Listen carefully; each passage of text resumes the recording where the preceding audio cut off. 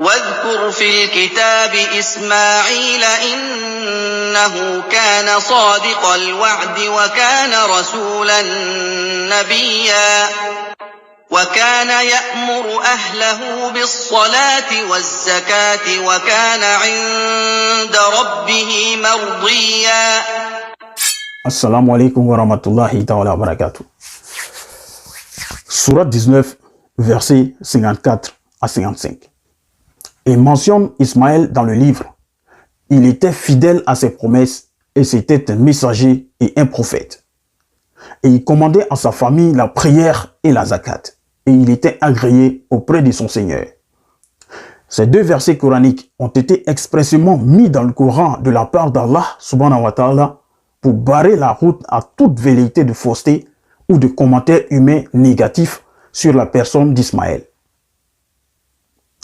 Voici donc quelques bénédictions d'Ismaël, quelques défis d'Ismaël dans la Bible que les Juifs et les chrétiens aimeraient cacher.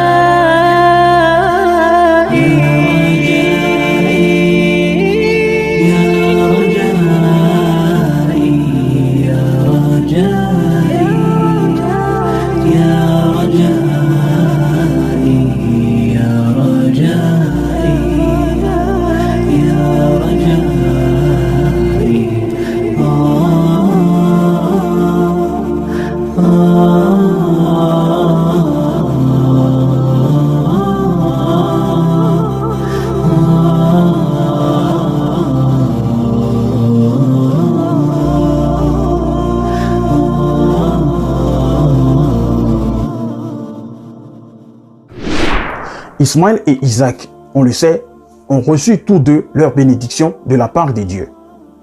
Cependant, le défi d'Ismaël, c'est qu'il a reçu sa bénédiction du vivant de son père Abraham, alors que la bénédiction d'Ismaël est venue après la mort de son père Abraham. Ce qui fait une grande différence, parce que Abraham a entendu la bénédiction d'Ismaël, mais il n'a pas entendu la bénédiction d'Isaac. Genèse 17, verset 20. À l'égard d'Ismaël, j'étais exaucé, voici, je le bénirai, je le rendrai fécond et je le multiplierai à l'infini. Il engendrera 12 princes et je ferai de lui une grande nation. Abraham a entendu cette bénédiction, mais Abraham n'a pas entendu la bénédiction de Dieu pour Isaac. Genèse 25, verset 11. Après la mort d'Abraham, Dieu bénit Isaac, son fils. Il habitait près du puits de Lachaï-Roy.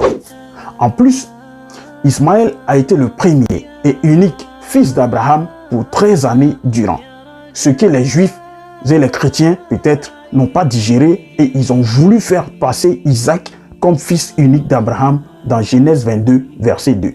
Mais cela a été une entreprise désespérée, d'autant plus que Ismaël avait déjà occupé toute cette place.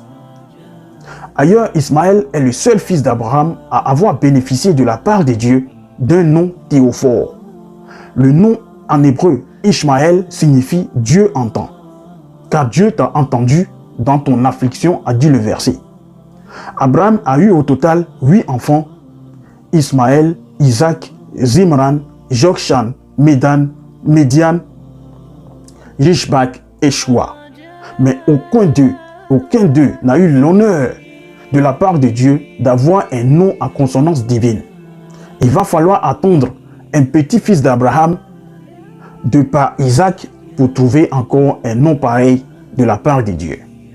Aussi, là où Jacob se sacrifie à travers une lutte avec une force céleste pour avoir ce nom, Ismaël, lui, l'avait déjà vers le sein maternel.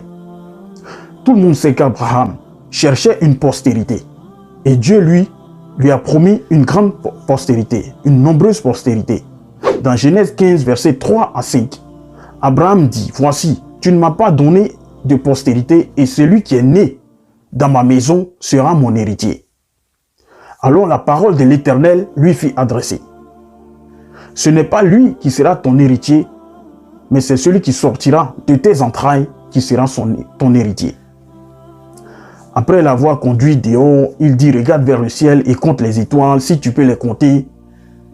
Et il lui dit, telle sera ta postérité. Cependant, lorsqu'on regarde les textes bibliques, la seule personne, le seul enfant qui a été dit être, de par la voix de l'Éternel lui-même, la postérité d'Abraham, c'est bien Ismaël. Nous ne disons pas que les autres ne sont pas postérité d'Abraham, mais Dieu lui-même a dit à Abraham, a prononcé de sa bouche que c'est Ismaël qui est la postérité d'Abraham. Dans Genèse 21, versets 12 à 13, mais Dieu dit à Abraham que cela ne déplaise pas à tes yeux, à cause de l'enfant et de ta servante.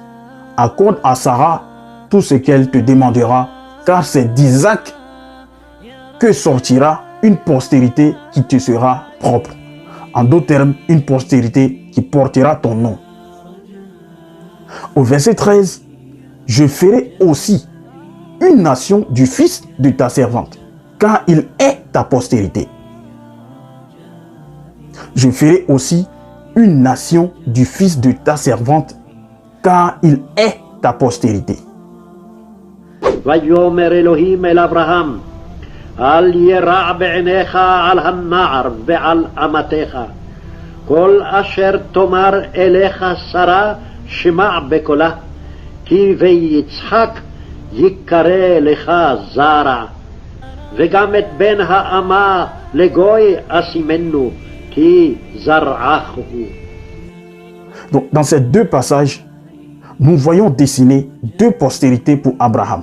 Une postérité qui sortira d'Isaac, qui portera le nom d'Abraham, et Ismaël, qui est déjà postérité d'Abraham, qui zara'achahu. Ici, le défi d'Ismaël, c'est qu'il est le seul dans toute la Bible qui a été directement nommé par Dieu comme étant la postérité d'Abraham. Les autres, c'est en différé. Dieu ne l'a pas dit pour Isaac, mais il a sauté Isaac pour viser plus loin la graine qui sortira de lui. Pour ceux qui veulent polémiquer, trouvez-moi un seul verset dans la Bible dans lequel Dieu dit directement à Abraham, Isaac est ta postérité. Ça, c'est le défi d'Ismaël. Vous me trouvez un seul verset où Dieu a dit, Isaac est ta postérité, comme il a dit pour Ismaël. Une autre caractéristique d'Ismaël dans la Bible qu'Isaac n'a pas eu, c'est la perpétuation de son nom, Ismaël, dans le rang des enfants d'Israël. Pourquoi le nom Ismaël a été perpétué par les enfants d'Israël et non le nom d'Isaac? En d'autres termes, pourquoi les enfants d'Israël aimaient se donner le nom Ismaël et non le nom Isaac? Parce que dans les textes, personne ne s'appelle Isaac dans la Bible si ce n'est Isaac lui-même. Pourtant, nombreux sont les Israélites qui se sont fait appeler Ismaël dans la Bible. Donc le nom d'Abraham non plus n'est pas attribué à quelqu'un d'autre dans la Bible si ce n'est Abraham lui-même. Mais le nom d'Ismaël va toujours côtoyer les Israélites tout au long de la Bible. Vous allez remarquer que le nom d'Ismaël se trouve parmi les Israélites et non des moindres.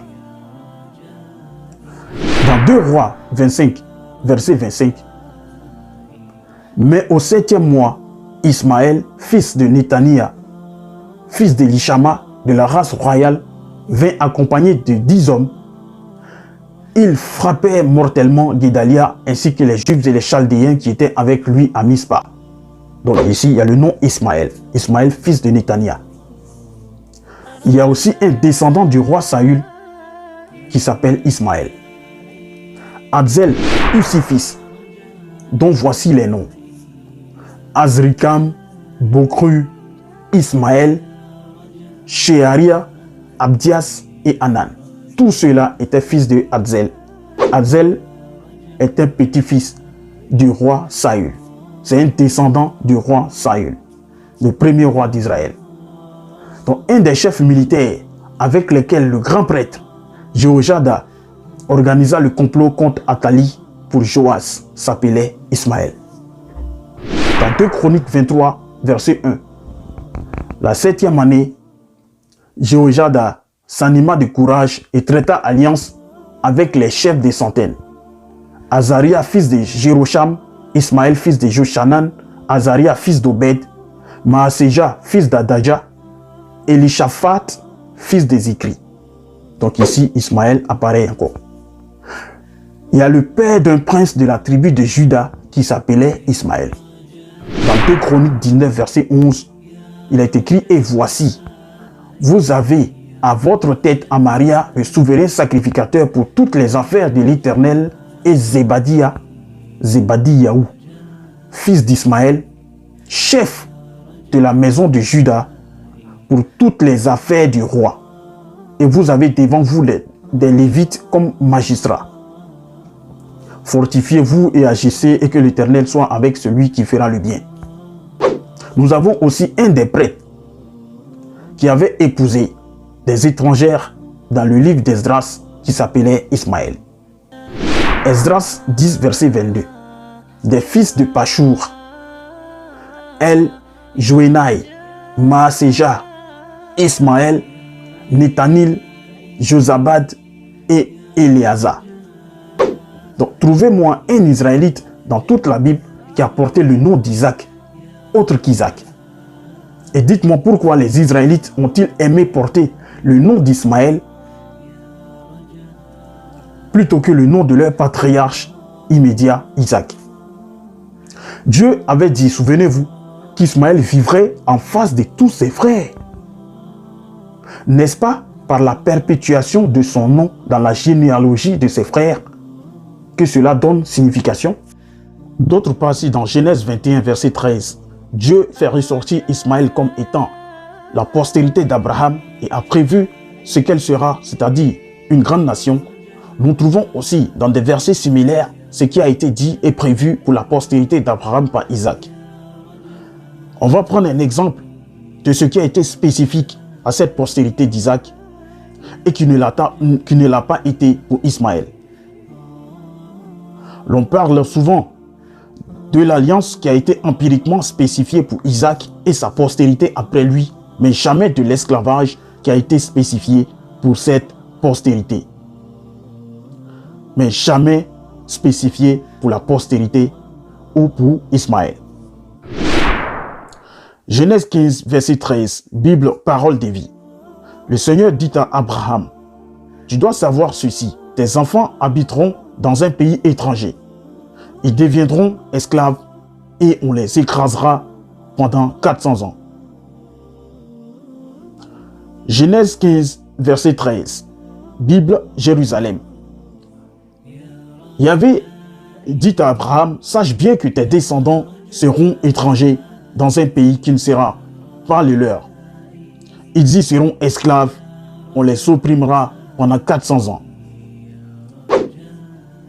Ici, nous voyons encore que le défi d'Ismaël tient bon. C'est que la postérité d'Abraham par Ismaël a été préservée de l'esclavage et de l'asservissement par un autre peuple. Mais la postérité qui est sortie d'Isaac, c'est elle que Dieu a désignée pour être esclave des Égyptiens pendant 400 ans durant. Et non celle d'Ismaël. En conséquence, si le Messie Jésus est sorti d'une ascendance qui a été déjà esclave d'un autre peuple, païen de surcroît, pouvait-il être envoyé à l'humanité tout entière étant donné qu'un autre peuple a servi ses grands-parents? Voici la raison pour laquelle ce même Dieu n'a pas voulu que le prophète universel sorte d'une ascendance qui a été déjà esclave d'un autre peuple. Le commandeur de tous les hommes peut-il ici d'un autre peuple? Peut-il ici d'un peuple qui a été déjà asservi par un autre peuple qu'il viendra commander par la suite? C'est pas possible. Donc voilà. Voici donc quelques bénédictions du prophète Ismaël, fils d'Abraham, fils d'Agar, princesse d'Égypte.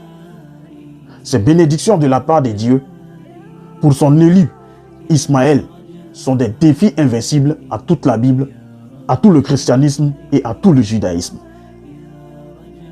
Si vous avez aimé cette vidéo, partagez, likez et commentez. Assalamu alaikum.